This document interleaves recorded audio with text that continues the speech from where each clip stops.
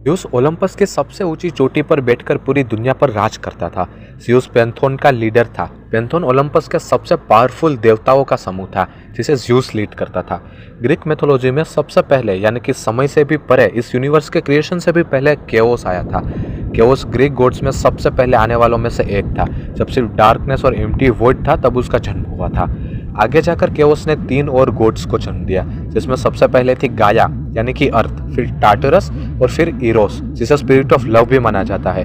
यही शुरुआत थी इस यूनिवर्स के क्रिएशन की। इसमें से गाया ने यूरेनस, जो कि उस समय ओलंपस पर राज कर रहा था, उसके साथ मिलकर 18 बच्चों को जन्म दिया, जिसमें 3 साइक्लोपिस, 3 हेकाटोनकरिस और 12 टाइटन्स थे।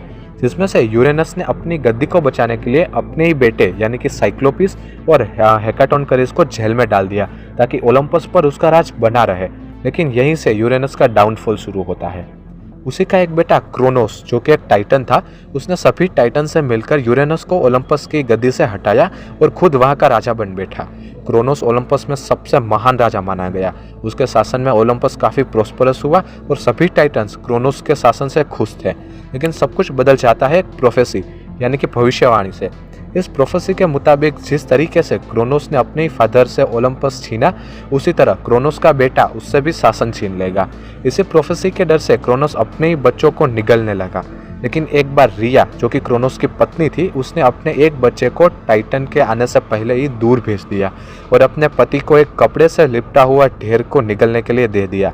जिस बच्चे को रिया ने दूर भेजा था वो और कोई नहीं बल्कि ज़्यूस था। ज़्यूस जैसे ही अपने मैनहुड तक रीच करता है, वो अपनी इमेंस पावर के साथ टाइटन क्रोनोस को हराने के बारे में सोचने लगता है।